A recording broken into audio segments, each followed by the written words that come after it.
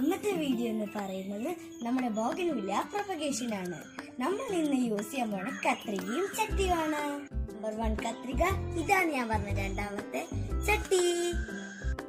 നമ്മൾ നമ്മുടെ ചട്ടിയിൽ ഓൾറെഡി മണൽ നിറത്ത് വെച്ചിട്ടുണ്ട്. ഫ്ലെയിം റെഡ് ബോഗൻവില്ലയിലാണ് പ്രൊപ്പഗേറ്റ് ചെയ്യാൻ പോണത്. കട്ട്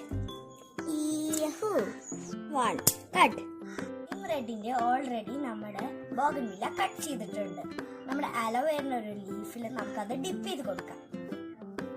ആ 2 പീസസിനെ നമ്മൾ ഇത്രയും പീസസ് ആക്കി കട്ട് ചെയ്തു. നമ്മൾ ഓരോരോ പീസസ് എടുത്ത് നമുക്ക് ഇതിൽ ഡിപ്പ് ചെയ്യാം. നന്നായി ചേർത്ത് കൊടുക്ക. എന്നിട്ട് ഇതിലേക്ക് എന്നിട്ട് ഈ ചട്ടിയിലോട്ട് നടണം. എന്നിട്ട് ഈ ചട്ടിയിലോട്ട് നമുക്ക് നടാം.